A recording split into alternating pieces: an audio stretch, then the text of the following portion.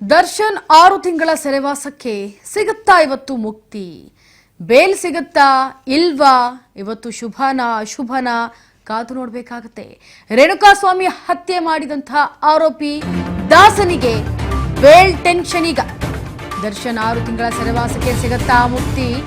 ರೇಣುಕಾಸ್ವಾಮಿ ಹತ್ಯೆ ಆರೋಪಿ ದಾಸನಿಗೆ bale tension. ದರ್ಶನ್ಗೆ ಬೇಲ್ ಸಿಗುತ್ತಾ ಇಲ್ವಾ? ಜೈಲೇ ಗತಿಯ. ಕೈದಿಗಳ ಟಾರ್ಚರ್ ನೆಪವೊಡ್ಡಿ ಬೇಲ್ ಅರ್ಜಿ ಸಲ್ಲಿಸಿದ್ದ ದರ್ಶನ್. ಆರೋಪಿ ದರ್ಶನ್ಗೆ ಟಾರ್ಚರ್ ಅನ್ನೋ ಕಾರಣ ಈಗ ವರ್ಕ್ ಆಗುತ್ತಾ? ಶುಕ್ರವಾರ ದಾಸನಿಗೆ ಶುಭವಾಗುತ್ತಾ? ಜೈಲು ನರಕ ಮುಂದುವರಿಯುತ್ತಾ? ಇಂದು ಸುಪ್ರೀಂ ಕೋರ್ಟ್ನಲ್ಲಿ ದರ್ಶನ್ ಬೇಲ್ ಭವಿಷ್ಯ ನಿರ್ಧಾರ ಆಗಲಿದೆ.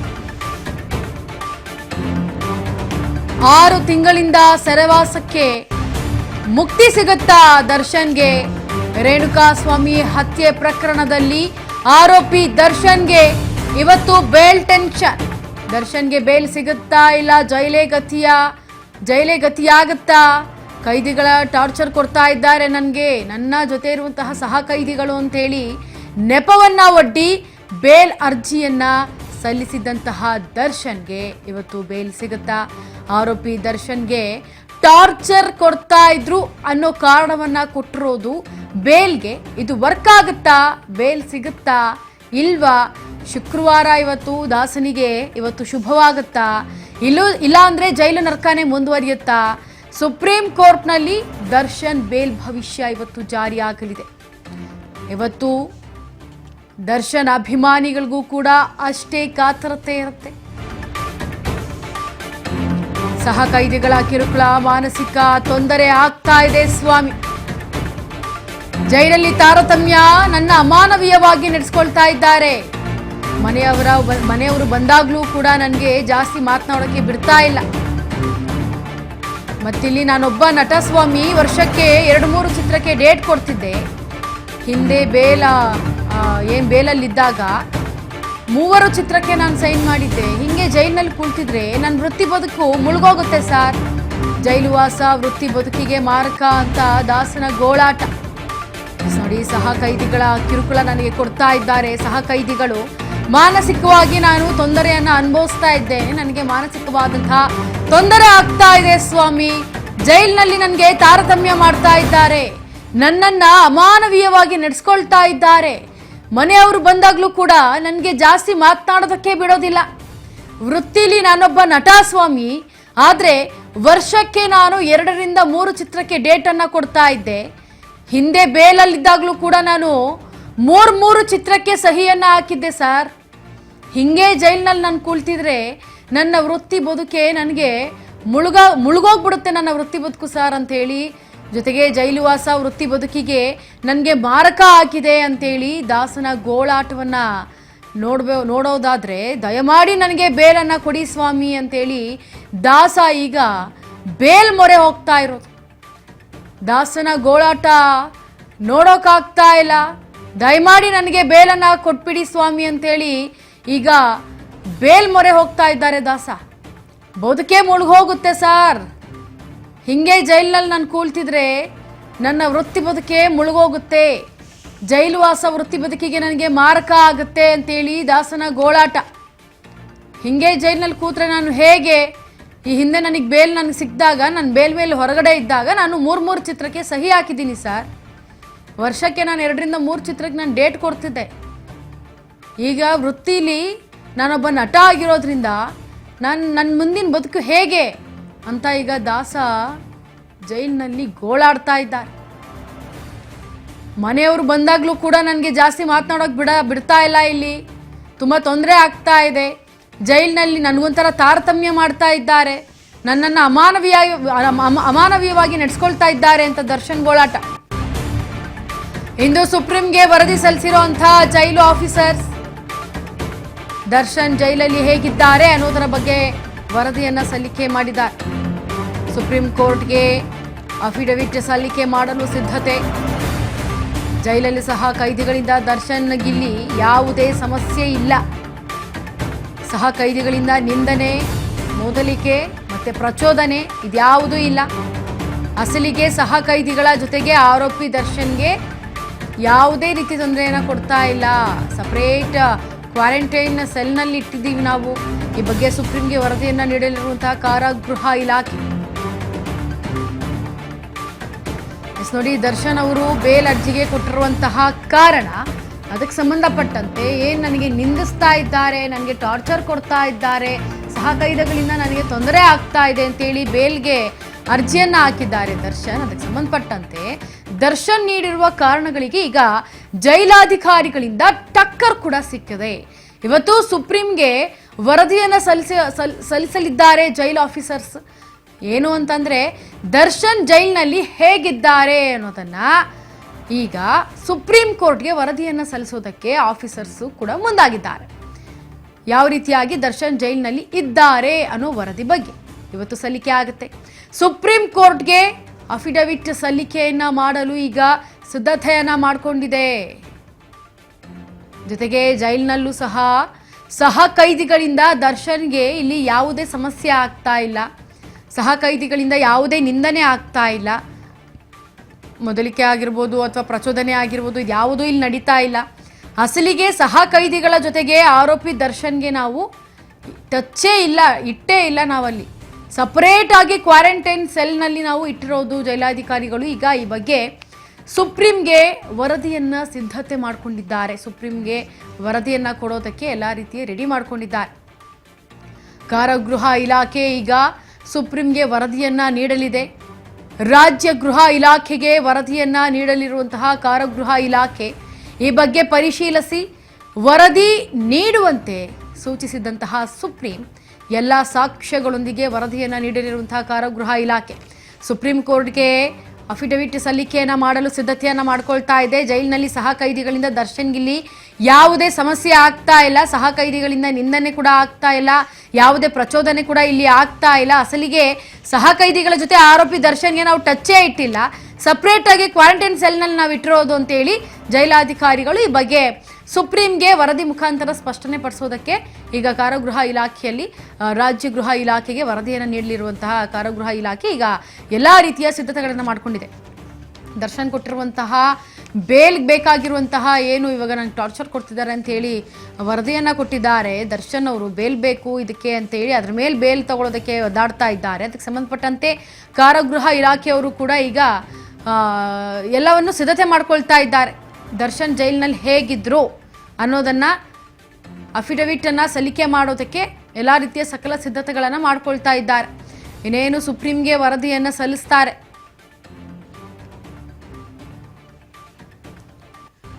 ಇದ್ರ ಬಗ್ಗೆ ಹೆಚ್ಚಿನ ಮಾಹಿತಿಯನ್ನು ಕೊಡೋದಕ್ಕೆ ನಮ್ಮ ಪ್ರತಿನಿಧಿ ನಿಖಿಲ್ ಹೆಚ್ಚಿನ ಮಾಹಿತಿಯನ್ನು ಕೊಡ್ತಾರೆ. ನಿಖಿಲ್, ಈ ಬಗ್ಗೆ ಈಗ ಸುಪ್ರೀಂ ಕೋರ್ಟ್ ಏನು ವರದಿಯನ್ನು ಕೊಡುತ್ತೆ ಅನ್ನೋದನ್ನ ಕಾದ್ ನೋಡ್ಬೇಕಾಗತ್ತೆ ನಾವು. ಅದಕ್ಕಿಂತ ಮುಂಚೆ ದರ್ಶನ್ ಯಾವ ರೀತಿಯಾಗಿ ಕಾರಾಗೃಹದಲ್ಲಿ ಇದ್ರು ಅನ್ನೋದಕ್ಕೆ ಒಂದಷ್ಟು ಸಿದ್ಧತೆಯನ್ನ ಮಾಡ್ಕೊಂಡಿದೆ. ಅದ್ರ ಬಗ್ಗೆ ಏನ್ ಹೇಳ್ತೀರಿ? ಮತ್ತು ನಾವು ಅವ್ರನ್ನ ಪ್ರಯತ್ನ ಮಾಡ್ತೀವಿ ಸಂಪರ್ಕಕ್ಕೆ ತೆಗೆದುಕೊಳ್ಳುವಲ್ಲಿ. ಈ ಬಗ್ಗೆ ನೋಡಿ, ಸುಪ್ರೀಂ ವರದಿಯನ್ನು ಕೊಟ್ಟಿತ್ತು. ಏನು ಈ ಸುಪ್ರೀಂಗೆ ವರದಿಯನ್ನು ಕೊಡೋದಕ್ಕೆ ಈಗ ಕಾರಾಗೃಹ ಇಲಾಖೆ ರೆಡಿ ಆಗಿದೆ. ಇದನ್ನು ರೆಡಿ ಮಾಡ್ಕೊಳ್ತಾ ಇದೆ. ಒಂದೊಂದಾಗಿ ದರ್ಶನ್ಗೆ ಯಾವ ರೀತಿಯಾಗಿ ಜೈಲಿನಲ್ಲಿ ಇದ್ದರು, ಯಾವ ರೀತಿಯಾಗಿ ಸೆರೆವಾಸವನ್ನು ಅನುಭವಿಸ್ತಾ ಇದ್ರು, ಅದೆಲ್ಲವನ್ನೂ ಕೂಡ ಈಗ ವರದಿಯನ್ನು ಮಾಡಿ ಪ್ರೂಫ್ ಸಮೇತ ಕೊಡೋದಕ್ಕೆ ಸಿದ್ಧರಾಗಿದ್ದಾರೆ. ಸುಪ್ರೀಂಗೆ ವರದಿಯನ್ನು ಇವತ್ತು ಸಲ್ಲಿಕೆ ಮಾಡೋದಕ್ಕೆ ಕಾರಾಗೃಹ ಇಲಾಖೆ ರೆಡಿ ಇದೆ.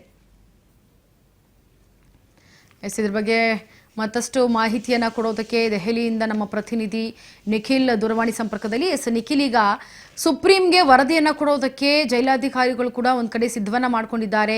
ಯಾವ ರೀತಿಯಾಗಿ ದರ್ಶನ್ ಅವರು ಇದ್ರು ಅಂತ ಇದ್ರ ಬಗ್ಗೆ ಏನ್ ಹೇಳ್ತೀರಿ? ಮತ್ತಷ್ಟು ಅಪ್ಡೇಟ್ ಕೊಡಿ.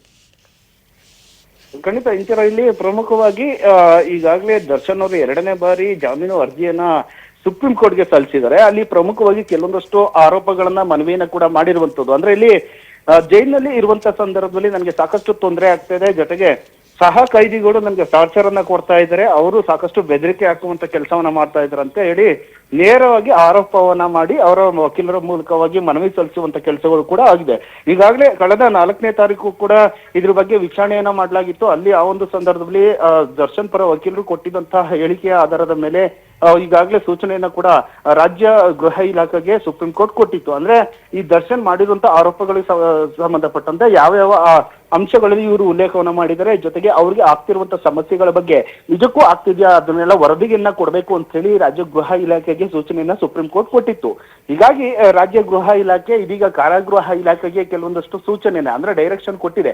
ಅಂದ್ರೆ ಯಾವ ರೀತಿಯಾಗಿ ದರ್ಶನ ನಡೆಸ್ಕೊಳ್ಳಾಗ್ತಾ ಇದೆ, ಅವ್ರು ನಿಜಕ್ಕೂ ಕೂಡ ಆ ರೀತಿಯಾಗಿ ಸಮಸ್ಯೆನ ಎದುರಿಸ್ತಾ ಇದ್ದಾರಾ, ಯಾಕೆ ಈ ರೀತಿಯಾಗಿ ಆರೋಪವನ್ನ ಮಾಡ್ತಾ ಇದ್ದಾರೆ, ಇದೆಲ್ಲವನ್ನು ಸತ್ಯಾಸತ್ಯತೆಯನ್ನ ತಿಳಿದುಕೊಂಡು ಆ ಒಂದು ವರದಿಯನ್ನ ಕೊಡಬೇಕು ಅಂತ ಹೇಳಿ ಕಾರಾಗೃಹ ಇಲಾಖೆಗೆ ಈಗಾಗಲೇ ಸೂಚನೆಯನ್ನ ಕೊಟ್ಟಿದ್ದು. ಹೀಗಾಗಿ ಒಂದ್ ಕಡೆ ದರ್ಶನ್ ಮಾಡಿರುವಂತ ಆರೋಪಗಳಿಗೆ ಸಂಬಂಧಪಟ್ಟಂತೆ ಅದನ್ನ ಸುಳ್ಳು ಅಂತ ಪ್ರೂವ್ ಮಾಡ್ಬೇಕು ಅಂತೇಳಿ ಜೈಲಿನ ಅಧಿಕಾರಿಗಳು ಅದಕ್ಕೆ ಟಕ್ಕರ್ ಕೊಡುವಂತ ಕೆಲಸವನ್ನ ಮಾಡ್ತಾ ಇದ್ದಾರೆ. ಯಾಕಂದ್ರೆ ದರ್ಶನ್ ಮಾಡಿರುವಂತ ಎಲ್ಲಾ ಆರೋಪಗಳು ನಿಜಕ್ಕೂ ಸುಳ್ಳಾಗಿದೆ. ಯಾಕಂದ್ರೆ ಅಲ್ಲಿರುವಂತಹ ದರ್ಶನ್ ಏನು ಸಪರೇಟ್ ಆಗಿ ಸೆಲ್ಲಲ್ಲಿದ್ದಾರೆ, ಜೊತೆಗೆ ಸಹ ಕೈದಿಗಳು ಯಾರು ಕೂಡ ಅವರ ಜೊತೆ ಇಲ್ಲ. ಹೀಗಾಗಿ ಈ ಆರೋಪ ನಿಜಕ್ಕೂ ಕೂಡ ಸುಳ್ಳು ಅಂತ ಹೇಳಿ ವರದಿಯನ್ನ ಸಲ್ಲಿಸೋದಕ್ಕೆ ಸಿದ್ಧತೆಯನ್ನ ಕಾರಾಗೃಹ ಇಲಾಖೆ ಜೊತೆಗೆ ಜೈಲಿನ ಸಿಬ್ಬಂದಿಗಳು ಕೂಡ ತಯಾರನ್ನ ಮಾಡ್ಕೊಂತಾ ಇದ್ದಾರೆ. ಮತ್ತೊಂದು ಕಡೆ ಅವರು ಹೇಳಿದಂತೆ ಸಾಕಷ್ಟು ಒಂದು ಆರೋಪ ಮಾಡಿದ್ರಲ್ಲ, ಅದರಲ್ಲೂ ಪ್ರಮುಖ ಆರೋಪ ಅಂತ ಅಂದ್ರೆ ಅವ್ರಿಗೆ ಮೆಡಿಕಲ್ ಟ್ರೀಟ್ಮೆಂಟ್ ಅನ್ನ ಸರಿಯಾಗಿ ಕೊಡ್ತಿಲ್ಲ ಅಂತೇಳಿ. ಯಾಕಂದ್ರೆ ಬೆನ್ನು ನೋವಿಂದ ಅಂದ್ರೆ ಅವ್ರಿಗೆ S5 L5 ಅಂದ್ರೆ ಈ ಎರಡು ಬೆನ್ನು ನೋವಿನಿಂದನೂ ಕೂಡ ಸಾಕಷ್ಟು ವರ್ಷದಿಂದ ಅನುಭವಿಸ್ತಾ ಇದ್ದೀನಿ. ಈ ಹಿಂದೆ ಹೈಕೋರ್ಟ್ ನಲ್ಲಿ ಬೇಲ್ ತೆಗೆದುಕೊಳ್ಳಬೇಕಂತ ಸಂದರ್ಭದಲ್ಲಿ ಕೂಡ ನನಗೆ ಈ ಒಂದು ಮೆಡಿಕಲ್ ಗ್ರೌಂಡ್ಸ್ ಮೇಲೆ ಒಂದು ಬೇಲ್ ಅನ್ನ ತೆಗೆದುಕೊಂಡಿದ್ರು. ಆ ಒಂದು ವಿಚಾರದಲ್ಲಿ ಇದೇ ಒಂದು ವಿಚಾರವನ್ನ ಮುಂದಿಟ್ಕೊಂಡು ಮತ್ತೆ ಬೇಲ್ ಅರ್ಜಿಯನ್ನ ಸಲ್ಲಿಸಿದ್ದಾರೆ. ಯಾಕಂದ್ರೆ ಫಿಸಿಯೋಥೆರಪಿನ ಮಾಡಿಸ್ಬೇಕಾಗುತ್ತೆ. ಒಂದು ವೇಳೆ ಫಿಸಿಯೋಥೆರಪಿ ಮಾಡಿಸಿಲ್ಲ ಅಂತ ಅಂದ್ರೆ ಸ್ಟ್ರೋಕ್ ಹೊಡೆಯುವಂತ ಚಾನ್ಸಸ್ ಇದೆ ಅಂತೇಳಿ ಅವರ ಪರ ವಕೀಲರು CV ನಾಗೇಶ್ ಕೂಡ ಹೈಕೋರ್ಟ್ ನಲ್ಲಿ ವಾದವನ್ನ ಮಾಡಿದ್ರು. ಆದ ನಂತರದಲ್ಲಿ ಅವ್ರಿಗೆ ಬೇಲ್ ಕೂಡ ಸಿಕ್ಕಿತ್ತು. ಆದ್ರೆ ಆ ಒಂದು ಸಂದರ್ಭದಲ್ಲಿ ಸರ್ಜರಿನೂ ಕೂಡ ಮಾಡಿಸ್ಕೊಂಡಿರ್ಲಿಲ್ಲ, ಕೇವಲ ಫಿಸಿಯೋಥೆರಪಿನ ಮಾಡಿಸ್ಕೊಂಡಿದ್ರು. ಹೀಗಾಗಿ ಇದೇ ಒಂದು ಕಾರಣವನ್ನ ಮುಂದಿಟ್ಕೊಂಡು ಒಂದು ಟ್ರೀಟ್ಮೆಂಟ್ ಅನ್ನ ಸರಿಯಾಗಿ ಕೊಡ್ತಾ ಇಲ್ಲ, ಜೊತೆಗೆ ಕುಟುಂಬಸ್ಥರನ್ನ ಭೇಟಿ ಮಾಡೋದಕ್ಕೆ ಅವಕಾಶ ಸಿಗ್ತಿಲ್ಲ, ಜೊತೆಗೆ ನನ್ನ ವಕೀಲರನ್ನ ಭೇಟಿ ಮಾಡೋದಕ್ಕೆ ಸರಿಯಾದಂತ ಸಮಯವನ್ನ ಕೊಡ್ತಾ ಇಲ್ಲ. ಹೀಗೆ ಸಾಲು ಸಾಲು ಆರೋಪಗಳನ್ನ ಮಾಡಿ ಜೊತೆಗೆ ಕನಿಷ್ಠ ಸೌಲಭ್ಯ ವಿಚಾರವನ್ನು ಕೂಡ ಆರೋಪವನ್ನ ಮಾಡಿ ಕೆಲವೊಂದಷ್ಟು ಮನವಿ ಮಾಡುವಂತ ಕೆಲಸವನ್ನು ಕೂಡ ದರ್ಶನ್ ಪರ ವಕೀಲರು ಕೂಡ ಮಾಡಿದ್ರು. ಆದ್ರೆ ಇಲ್ಲಿ ಇವತ್ತು ಇದೇ ವಿಚಾರವಾಗಿ ಒಂದು ವರದಿಯನ್ನ ಕೇಳಲಾಗಿತ್ತು ಸುಪ್ರೀಂ ಕೋರ್ಟ್. ಆದ್ರೆ ಇದೀಗ ಜೈಲಿನ ಅಧಿಕಾರಿಗಳು ಎಲ್ಲಾ ರೀತಿಯಾದಂತ ಸಿದ್ಧತೆನ ವರದಿಯನ್ನ ಸಲ್ಲಿಸೋದಕ್ಕೆ ಮಾಡ್ಕೊಂಡಿದ್ದಾರೆ. ದರ್ಶನ್ ಮಾಡಿರುವಂತ ಆರೋಪ ಎಲ್ಲ ಸುಳ್ಳು ಅನ್ನುವಂತ ನಿಟ್ಟಿನಲ್ಲಿ ಸಾಕ್ಷಿಗಳ ಕಲೆ ಹಾಕೋದಕ್ಕೆ ಮುಂದಾಗಿದ್ದಾರೆ. ಅಂದ್ರೆ ಜೈಲಿನಲ್ಲಿ ಇರುವಂತ ದರ್ಶನ್ ಇರುವಂತ ಸೆಲ್ನ ಮುಂಭಾಗದಲ್ಲಿ ಇರುವ CCTV ದೃಶ್ಯಾವಳಿ ಆಗಿರ್ಬೋದು, ಅವರು ಪ್ಯಾಸೇಜ್ ನಲ್ಲಿ ಓಡಾಡುವಂತ ಸಂದರ್ಭದಲ್ಲಿ ಯಾರಿಗೂ ಕೂಡ ಅವರು ಸಹ ಕೈದಿಗಳ ಜೊತೆ ಮಾತನಾಡೋದಕ್ಕೆ ಅವಕಾಶ ಇಲ್ಲ ಅಂತ ಹೇಳಿ ಅವ್ರಿಗೆ ಬ್ಯಾರಿಕೇಡ್ ಅನ್ನ ಹಾಕಿ ಸಪರೇಟ್ ವ್ಯವಸ್ಥೆಯನ್ನು ಕೂಡ ಮಾಡಲಾಗಿದೆ. ಈ ಎಲ್ಲವನ್ನು ವಿಡಿಯೋ ಸಮೇತವಾಗಿ ಸಾಕ್ಷಿಗಳನ್ನ ಕಲೆ ಹಾಕಿ ಜೊತೆಗೆ ಜೈಲಿನ ಮ್ಯಾನ್ಯುಯಲ್ ಪ್ರಕಾರವೇ ನಾವು ಅಲ್ಲಿಗೆ ಕೊಡ್ಬೇಕಾದಂತ ಕನಿಷ್ಠ ಸೌಲಭ್ಯಗಳನ್ನ ನಾವು ಕೊಡ್ತಾ ಇದೀವಿ ಅಂತ ಹೇಳಿ ಎಲ್ಲ ರೀತಿಯಾದಂತ ವರದಿಯನ್ನ ಸಲ್ಲಿಕೆ ಮಾಡೋದಕ್ಕೆ ಮುಂದಾಗಿದ್ದಾರೆ. ಹೀಗಾಗಿ ಇವತ್ತು ಅಥವಾ ನಾಳೆ ಒಳಗಾಗಿ ವರದಿಯನ್ನ ಸಲ್ಲಿಕೆಯನ್ನ ಮಾಡಲಾಗುತ್ತೆ. ಅದನ್ನ ನಂತರವಾಗಿ ರಾಜ್ಯ ಗೃಹ ಇಲಾಖೆ ಅದನ್ನ ತೆಗೆದುಕೊಂಡು ನಂತರ ಆ ವರದಿಯನ್ನ ಮತ್ತಷ್ಟು ಅಂದ್ರೆ ಇವತ್ತಿನ ನಾಳೆ ಒಳಗಾಗಿ ಸುಪ್ರೀಂ ಕೋರ್ಟ್ ಅಂಗಳಕ್ಕೆ ತಲುಪಿಸುವಂತ ಕೆಲಸವನ್ನ ಒಂದ್ ಕಡೆ ರಾಜ್ಯ ಗೃಹ ಇಲಾಖೆ ಮಾಡ್ತಾ ಇದೆ. ಒಟ್ಟಿನಲ್ಲಿ ದರ್ಶನ್ ಮಾಡಿರುವಂತ ಆರೋಪಕ್ಕೆ ಇದ್ಯಾವುದು ಕೂಡ ನಿಜ ಅಲ್ಲ, ಸುಳ್ಳು ಅಂತ ಪ್ರೂವ್ ಮಾಡೋದಕ್ಕೆ ಕಾರಾಗೃಹ ಸೇರಿದಂತೆ ಜೈಲಿನ ಸಿಬ್ಬಂದಿಗಳು ಬೇಕಾದಂತ ಸಾಕ್ಷಿಗಳನ್ನ ಕಲೆ ಹಾಕುವಂತ ಕೆಲಸವನ್ನ ಮಾಡ್ತಾ ಇದ್ದಾರೆ.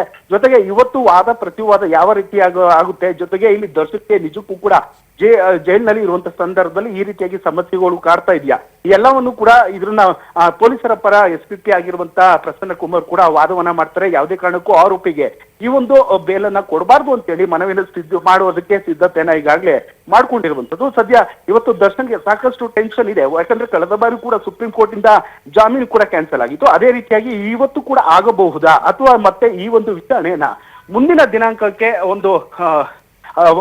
ಮತ್ತೆ ಮುಂದಿನ ದಿನಾಂಕಕ್ಕೆ ಒಂದು ಡೇಟ್ ಅನ್ನ ನಿಗದಿ ಮಾಡಬಹುದಾ, ಈ ಎಲ್ಲಾ ವಿಚಾರಗಳು ಕೂಡ ಸದ್ಯಕ್ಕೆ ದರ್ಶನ್ಗೆ ಸಾಕಷ್ಟು ಟೆನ್ಷನ್ ಕೊಟ್ಟುವಂತು. ಇಂಚರ ನಿಖಿಲ್, ಈಗ ಮತ್ತೊಂದು ಪ್ರಶ್ನೆ ಅಂತಂದ್ರೆ ದರ್ಶನ್ಗೆ ಬೆನ್ನೋವಿದೆ ಅಲ್ವಾ, ಈ ಹಿಂದೆ ಕೂಡ ಬೇಲ್ ತಗೊಂಡಾಗ ಬೆನ್ನೋವಿಗೆ ಟ್ರೀಟ್ಮೆಂಟ್ ಅನ್ನ ಮಾಡಿಸ್ಕೊಂಡಿದ್ದಾರೆ.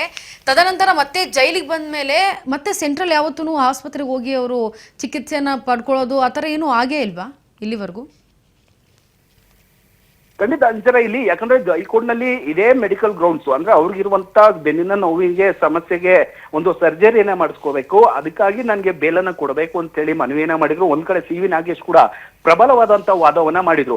ಈ ಒಂದು ಸರ್ಜರಿಯನ್ನ ಮಾಡಿಸ್ಕೊಳ್ಳಿಲ್ಲ ಅಂದ್ರೆ ದರ್ಶನ್ಗೆ ಮುಂದಿನ ದಿನಗಳಲ್ಲಿ ಸ್ಟ್ರೋಕ್ ಹೊಡೆಯುತ್ತೆ, ಕೈ ಕಾಲು ಎರಡೂ ಕೂಡ ಕಳ್ಕೊಳ್ಳುವಂತ ಚಾನ್ಸಸ್ ಇದೆ ಅಂತೇಳಿ ಸಾಕಷ್ಟು ಮೆಡಿಕಲ್ ಗ್ರೌಂಡ್ಸ್ ಮೇಲೆ ಮೆಡಿಕಲ್ ರಿಪೋರ್ಟ್ ಮುಂದೆ ಇಟ್ಕೊಂಡು ಒಂದು ಬೇಲ್ ಅನ್ನ ಪಡೆಯುವಂತ ಕೆಲಸಗಳು ಕೂಡ ಆಗಿತ್ತು.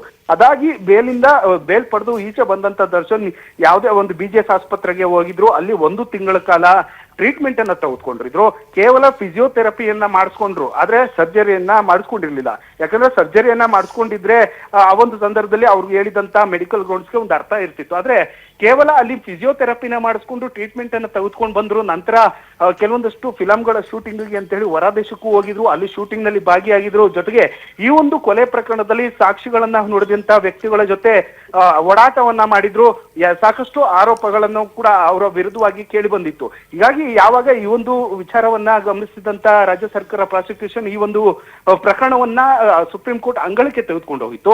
ಅಲ್ಲಿ ಈ ಎಲ್ಲಾ ವಿಚಾರವನ್ನು ಕೂಡ ಮುಂದೆ ಇಟ್ಕೊಂಡು ಒಂದು ಮನವಿಯನ್ನ ಮಾಡಲಾಗಿತ್ತು. ಈ ದರ್ಶನ್ಗೆ ಕೊಟ್ಟಿರುವಂತ ಹೈಕೋರ್ಟ್ ಕೊಟ್ಟಂತ ಬೇಲ್ ಏನಿದೆ ಅದು ಕ್ಯಾನ್ಸಲ್ ಮಾಡ್ಬೇಕು ಅಂತ ಹೇಳಿ ಮನವಿನ ಮಾಡ್ಕೊಂಡಿದ್ರು. ಹೀಗಾಗಿ ಆ ಒಂದು ಸಂದರ್ಭದಲ್ಲಿ ಸುಪ್ರೀಂ ಕೋರ್ಟ್ ವಾದ ಪ್ರತಿವಾದ ಆಲಿಸಿದ ನಂತರವಾಗಿ ದರ್ಶನ್ಗೆ ಕೊಟ್ಟಿರುವಂತ ಮೆಡಿಕಲ್ ಗ್ರೌಂಡ್ಸ್ ಮೇಲೆ ಅವರು ಸರ್ಜರಿನೂ ಮಾಡಿಸ್ಕೊಂಡಿಲ್ಲ. ನಂತರ ಸಾಕ್ಷಿಗಳ ಜೊತೆ ಓಡಾಟವನ್ನ ಮಾಡ್ತಾ ಇದ್ರೆ ಅವರ ಕೊಲೆ ರೇಣುಕಾಸ್ವಾಮಿ ಕೊಲೆ ಪ್ರಕರಣದಲ್ಲಿ ಮತ್ತಷ್ಟು ಆರೋಪಿಗಳು ಏನಿದ್ರು ಅವರ ಜೊತೆ ಸಂಪರ್ಕವನ್ನು ಹೊಂದಿದ್ರು. ಅವರು ಕೂಡ ಸಾಕ್ಷಿಗಳಿಗೆ ಬೆದರಿಕೆ ಹಾಕುವಂತ ಕೆಲಸಗಳು ಕೂಡ ಆಗ್ತಾ ಇದೆ. ಈ ಎಲ್ಲ ವಿಚಾರವನ್ನ ಮುಂದಿಟ್ಕೊಂಡು ಸುಪ್ರೀಂ ಕೋರ್ಟ್ಗೆ ವಾದ ಕೂಡ ಮಾಡಲಾಗಿತ್ತು. ಆ ಒಂದು ಸಂದರ್ಭದಲ್ಲಿ ಸುಪ್ರೀಂ ಕೋರ್ಟ್ ಕೂಡ ಈ ಒಂದು ಬೇಲ್ ಅರ್ಜಿನ ಕ್ಯಾನ್ಸಲ್ ಮಾಡಿ ಇಮಿಡಿಯೇಟ್ ಆಗಿ ವಶಕ್ಕೆ ಪಡೆಯುವಂತ ಸೂಚನೆಯನ್ನ ಮಾಡಲಾಗಿತ್ತು. ಹೀಗಾಗಿ ಕಳೆದ 8 ರಿಂದ 9 ತಿಂಗಳಿಂದನೂ ಕೂಡ ಪರಪ್ಪನ ಅಗ್ರಹಾರದಲ್ಲಿರುವಂತ ದರ್ಶನ್ ಇದೀಗ ಮತ್ತೆ ಈ ಒಂದು ಬೇಲ್ ಅರ್ಜಿಯನ್ನ ಹಾಕೊಂಡಿದ್ರೆ. ಸದ್ಯ ಇವತ್ತು ನೋಡ್ಬೇಕಾಗುತ್ತೆ ಯಾವ ರೀತಿಯಾಗಿ ನಿಜಕ್ಕೂ ದರ್ಶನ್ಗೆ ಬೇಲ್ ಸಿಗುತ್ತಾ ಅಥವಾ ಬೇಲನ್ನ ಕ್ಯಾನ್ಸಲ್ ಮಾಡುತ್ತಾ ಅಥವಾ ಮುಂದಿನ ದಿನಗಳಲ್ಲಿ ಈ ಒಂದು ವಿಚಾರಣೆಯನ್ನ ನಿಗದಿ ಮಾಡುವಂತ ಕೆಲಸಗಳು ಆಗುತ್ತಾ ಅನ್ನೋದು ಪ್ರಮುಖವಾಗುತ್ತೆ. ಹೀಗಾಗಿ ಇವತ್ತು ಸಾಕಷ್ಟು ಕ್ಯೂರಿಯಾಸಿಟಿ ಇದೆ ದರ್ಶನ್ ಸೇರಿದಂತೆ ಅವರ ಅಭಿಮಾನಿಗಳಿಗೂ ಕೂಡ ಯಾವ ರೀತಿಯಾಗಿ ಇವತ್ತು ವಾದ ಪ್ರತಿವಾದ ಆಲಿಸಲಾಗುತ್ತೆ. ಜೊತೆಗೆ ಇಲ್ಲಿ SPP ಪ್ರಸನ್ನ ಕುಮಾರ್ ಅವರು ಈ ಒಂದು ಅರ್ಜಿ ಇವರು ಮಾಡ್ತಿರುವಂತ ಆರೋಪಿಗಳಿಗೆ ನಾವು ಸಾಕ್ಷಿಗಳನ್ನ ಕೊಡ್ತೀವಿ, ವರದಿಯನ್ನ ಕೊಡ್ತೀವಿ ಅಂತ ಹೇಳಿ ಮತ್ತಷ್ಟು ದಿನಗಳ ಕಾಲಾವಕಾಶ ಏನಾದ್ರು ಪಡ್ಕೊಂತಾರ. ನಂತರ ಈ ಒಂದು ಪ್ರಕರಣ ಮುಂದಿನ ದಿನಕ್ಕೆ ಹೋಗುತ್ತಾ ಅನ್ನೋದು ಸದ್ಯ ಕುತೂಹಲ ಕೆರಳಿಸಿರುವಂತದ್ದು. Inchara. Yes Nikhil, thank you so much ನಿಮ್ಮೆಲ್ಲ ಇನ್ ಡೆಪ್ತ್ ಮಾಹಿತಿಗಾಗಿ.